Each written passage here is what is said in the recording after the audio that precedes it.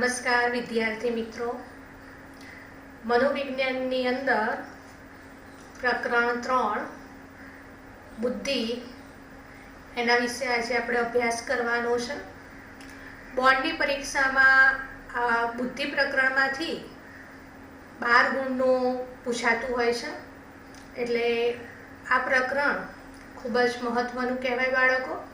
એટલે તમારે સારી રીતે આ પ્રકરણની તૈયારી કરવાની રહેશે. તો આજે આપણે બુદ્ધિ એની પ્રસ્તાવનાની વાત કરીએ. પૃથ્વી પર વસવાટ કરતી સમગ્ર જીવસૃષ્ટિમાં જો સર્વશ્રેષ્ઠ હોય તો તે છે મનુષ્ય. પૃથ્વી ઉપર અન્ય સજીવો રહેતા હોય છે, પણ એમાંથી સર્વશ્રેષ્ઠ એ મનુષ્ય છે. સજીવોની તુલનામાં એની પાસે શારીરિક અને માનસિક ક્ષમતાઓ રહેલી હોય છે.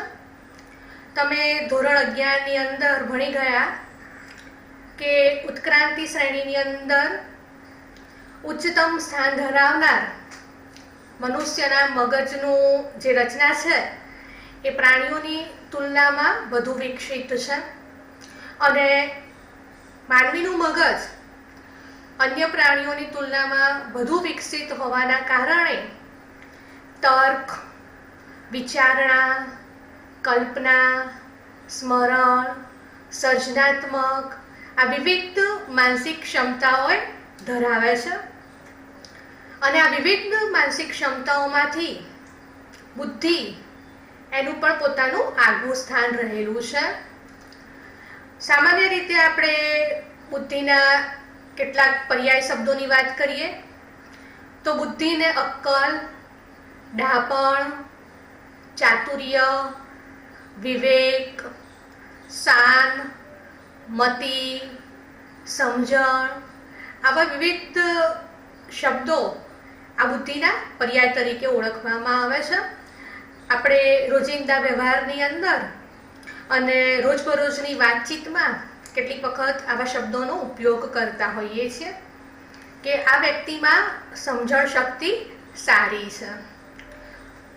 તો આ જે બુદ્ધિ છે એ બુદ્ધિનો ઉપયોગ આપણે વિવિધ ક્ષેત્રોમાં કરતા હોઈએ છીએ. જેમ કે વ્યવહારિક વર્તન કરવાની સમજ એ પણ આપણને બુદ્ધિ દ્વારા જ પ્રાપ્ત થાય છે. આપણી જે દૈનિક ક્રિયાઓ છે જેવી કે બ્રશ કરવું, શરીરને સાફ રાખવું, કપડાં યોગ્ય રીતે પહેરવા, એની પણ સમજ આપણને બુદ્ધિ દ્વારા જ પ્રાપ્ત થાય છે. તારીખ, દિવસ, વાર, તહેવાર એની માહિતી, સામાજિક સંબંધો અને એ સંબંધ મુજબ કેવી રીતે વ્યવહાર કરવો એનું જ્ઞાન એ પણ આપણને બુદ્ધિ દ્વારા જ પ્રાપ્ત થાય છે. કોઈ પણ પ્રકારની રમતગમત હોય કે વિવિધ સ્પર્ધાઓ હોય તો એની અભિવ્યક્તિ કેવી રીતે કરવી તે માહિતી પણ આપણને બુદ્ધિ દ્વારા પ્રાપ્ત થાય છે. જીવનની અંદર આવતી કેટલીક સાદી અને જટિલ સમસ્યાઓ હોય તો એનો ઉકેલ કેવી રીતે લાવવો, તેમજ ગાણિતિક અને વૈજ્ઞાનિક જે નિયમો છે એને પારખવાની સમજ એ પણ આપણને આ બુદ્ધિ દ્વારા જ પ્રાપ્ત થાય છે. આમ બુદ્ધિ એ મનુષ્યના શારીરિક, માનસિક, આવેગિક, સામાજિક, રાજનૈતિક, વૈજ્ઞાનિક વગેરે તમામ વર્તન સાથે સંબંધિત છે. એટલા માટે જ કહેવામાં આવે છે કે બુદ્ધિ એ માણસની મૂલ્યવાન મૂડી છે. તો વિદ્યાર્થી મિત્રો, હવે આપણે આગળ વધીએ. બુદ્ધિની વ્યાખ્યા. જુદા જુદા મનોવૈજ્ઞાનિકોએ અહીંયા બુદ્ધિની વ્યાખ્યા પોતપોતાના મંતવ્ય પ્રમાણે રજૂ કરેલી છે. તો સૌપ્રથમ ઈસવીસન 1879માં જર્મન મનોવૈજ્ઞાનિક એબિંગહોસે વ્યક્તિ વચ્ચે રહેલી ભિન્નતાના આધારે બુદ્ધિની વ્યાખ્યા આપવાનો સૌ પ્રથમ પ્રયાસ કર્યો હતો. આના આધારે ટૂંકો પ્રશ્ન પૂછાય કે બુદ્ધિની વ્યાખ્યા આપવાનો સૌપ્રથમ પ્રયાસ કોણે કર્યો હતો? તો જર્મન મનોવૈજ્ઞાનિક એબિંગ હોસે કર્યો હતો. કઈ સાલમાં કર્યો હતો? તો 1879માં એમણે કર્યો હતો. બુદ્ધિ શબ્દ એ સંસ્કૃત ભાષાના બુદ્ધ ધાતુ પરથી ઉતરી આવેલો છે. બુદ્ધ એટલે સમજવું કે જ્ઞાન પ્રાપ્ત કરવું. આમ એબિંગ હોસે બુદ્ધિની વ્યાખ્યા આપતા જણાવ્યું છે કે બુદ્ધિ એટલે સમજણ કે જ્ઞાન પ્રાપ્ત કરવાની ક્ષમતા. એ પછી આપણે આગળ વાત કરીએ કે બુદ્ધિ જે શબ્દ છે એના માટે અંગ્રેજીમાં ઇન્ટેલિજન્સ શબ્દનો ઉપયોગ થાય છે.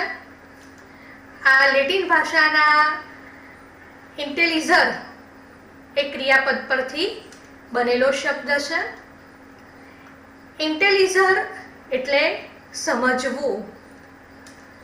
તો હવે આપણે વિવિધ વ્યાખ્યાઓની સમજ પ્રાપ્ત કરીશું બાળકો. તો બીના અને સાયમન નામના મનોવૈજ્ઞાનિકે 1904ની અંદર બુદ્ધિની વ્યાખ્યા આપતા આપણને જણાવ્યું છે કે બુદ્ધિ એટલે સારી રીતે સમજવાની, યોગ્ય રીતે નિર્ણય લેવાની અને તર્ક કરવાની શક્તિ. એટલે કે કોઈ પણ પરિસ્થિતિમાં આપણે કેવી રીતે નિર્ણય લઈએ છીએ અથવા તો કોઈ પણ પરિસ્થિતિમાં આપણે એ પ્રસંગને, એ પરિસ્થિતિને કેવી રીતે સમજીએ છીએ અથવા તો કઈ રીતે આપણે તર્ક કરીએ છીએ, તો વ્યક્તિ જેટલા પ્રમાણમાં યોગ્ય રીતે નિર્ણય લઈ શકે, સારી રીતે સમજી શકે અને તર્ક કરી શકે, તો એટલા પ્રમાણમાં એ બુદ્ધિશાળી છે એમ કહેવાય. એ પછી બીજી સંકલ્પનાની વાત કરીએ. બીજી સંકલ્પના ટર્મન નામના મનોવૈજ્ઞાનિકે આપેલી છે ઈસવીસન 1916ની અંદર. એમણે કીધું છે કે વ્યક્તિ જેટલા પ્રમાણમાં અમૂર્ત રીતે વિચારવાની શક્તિ ધરાવતી હોય તેટલા પ્રમાણમાં તે બુદ્ધિમાન હોય છે. એટલે કે જે વ્યક્તિમાં અમૂર્ત રીતે વિચારવાની શક્તિ વધારે હોય એટલા પ્રમાણમાં એ વ્યક્તિ બુદ્ધિમાન છે એમ કહેવાય. બધી જ વ્યક્તિઓમાં અમૂર્ત રીતે વિચારવાની શક્તિ હોય એવું હોતું નથી. કેટલાકમાં વધારે હોય, કેટલાકમાં ઓછી હોય. તો જે વ્યક્તિમાં અમૂર્ત રીતે વિચારવાની શક્તિ વધારે હોય એટલા પ્રમાણમાં એને બુદ્ધિમાન કહેવામાં આવે છે. એ પછી આગળ વાત કરીએ. વેક્સલર નામના મનોવૈજ્ઞાનિકે ઈસવીસન 1939ની અંદર બુદ્ધિની વ્યાખ્યા આપતા આપણને સમજાવ્યું છે કે બુદ્ધિ એટલે વ્યક્તિની એવી સમગ્રલક્ષી શક્તિ કે જેને લીધે તે ધ્યેયપૂર્વક કાર્ય કરી શકે, તાર્કિક રીતે વિચારી શકે અને પર્યાવરણ સાથે અસરકારક રીતે વ્યવહાર કરી શકે. જો બાળકો, અહીંયા વેક્સલર નામના મનોવૈજ્ઞાનિકે બુદ્ધિને સમગ્રલક્ષી શક્તિ તરીકે ઓળખાવી છે. એમાં એમણે 3 બાબતો ઉપર ભાર મૂક્યો છે. એક તો વ્યક્તિનું જે ધ્યેય હોય એ ધ્યેયને ધ્યાનમાં રાખીને એ ધ્યેયને પ્રાપ્ત કરવા માટે એ કાર્ય કરી શકે છે. પોતે યોગ્ય રીતે વિચારી શકે છે અને ગમે તેવું પર્યાવરણ હોય તો એની સાથે અસરકારક રીતે વ્યવહાર કરી શકે છે. તો આ પ્રમાણે એમણે બુદ્ધિની સંકલ્પના આપેલી છે.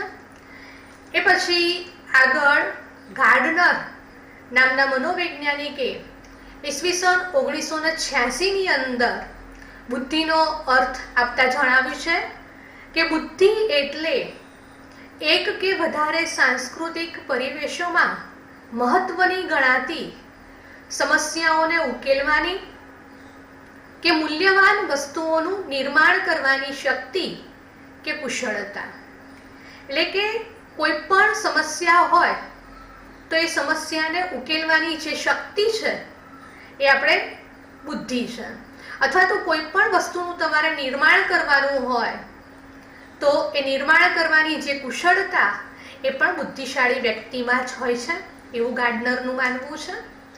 એ પછી આગળ સ્ટર્નબર્ગ એમણે ઈસવીસન 1997ની અંદર બુદ્ધિનો અર્થ આપતા આપણને જણાવ્યું છે કે બુદ્ધિ એટલે પર્યાવરણના કોઈ પણ સંદર્ભ સાથે અનુકૂલન કરવા માટે અથવા તેને ઘાટ આપવા માટે અથવા તેને પસંદ કરવા માટે જરૂરી માનસિક શક્તિઓ, એટલે કે જે પર્યાવરણ છે, વાતાવરણ છે, એ વાતાવરણ સાથે જે આપણે અનુકૂલન સાધીએ છીએ એની સાથે આપણે જોડાઈ જઈએ છીએ, આપણા વર્તનને એ પ્રમાણે અનુકૂળ કરી કાઢીએ છીએ, તો એમાં પણ બુદ્ધિ અગત્યનો ભાગ ભજવે છે.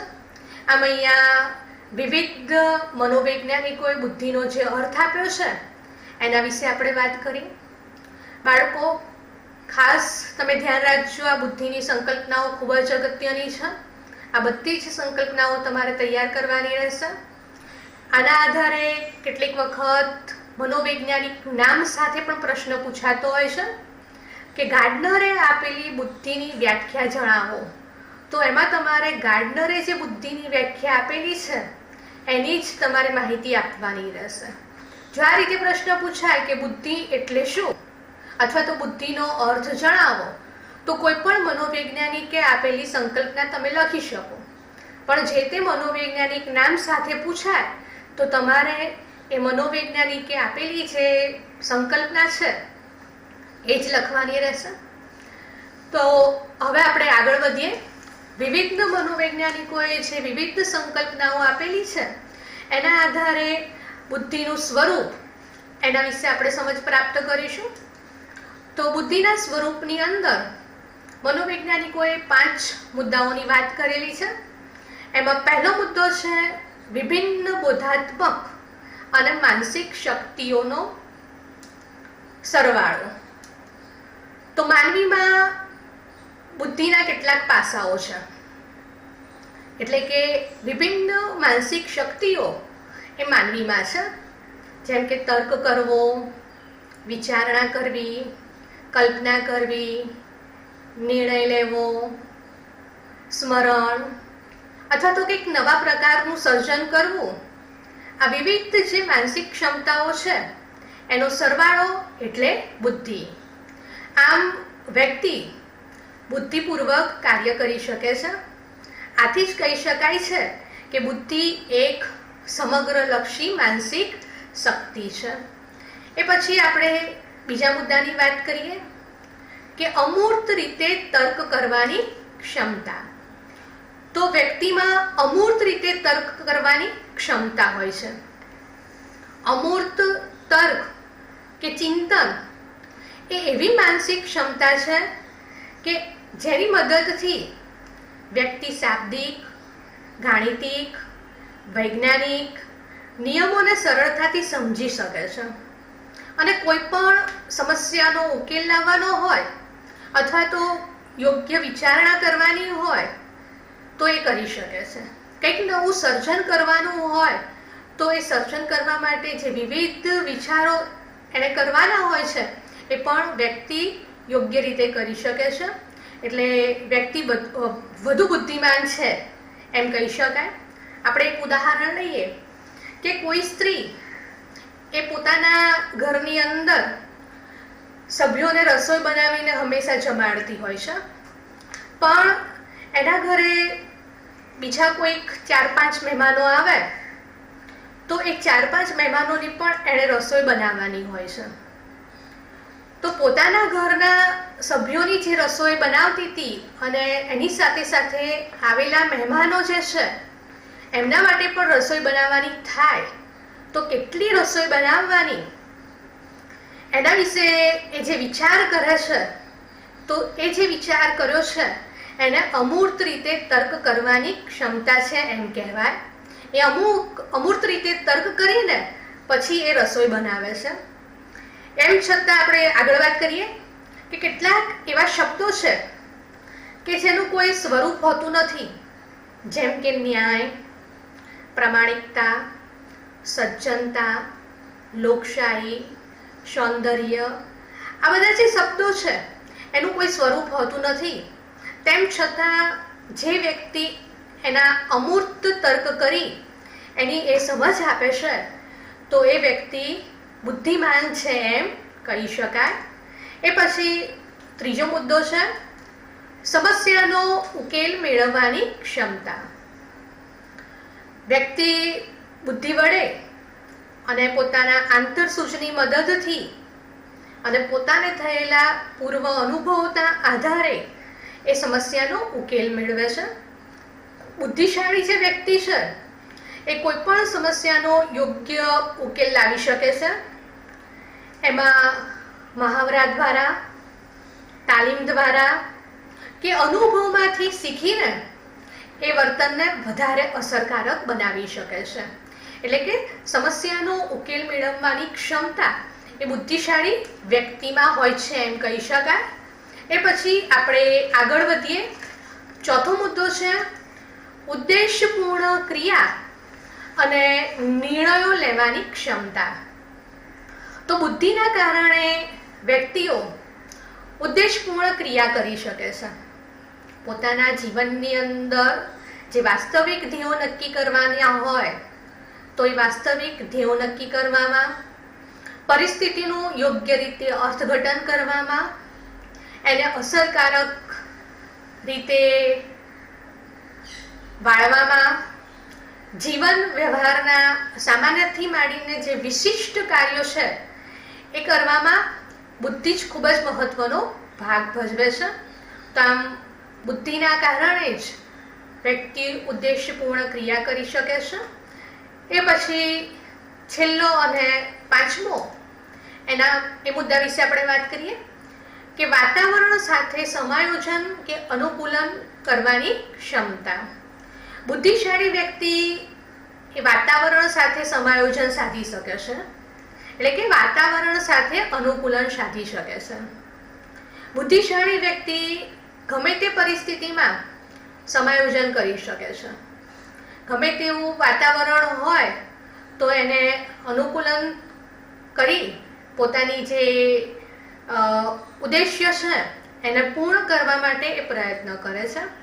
આમ બુદ્ધિ એ બદલાતી જતી અપેક્ષાઓ સાથે સાનુકૂળ થવાની શક્તિ છે. તો બાળકો, અહીં આપણે બુદ્ધિના સ્વરૂપ વિશેની ચર્ચા કરી. તો કેટલીક વખત 5 માર્ક્સની અંદર આ પ્રશ્ન બુદ્ધિનું સ્વરૂપ એ પણ પૂછાતો હોય છે.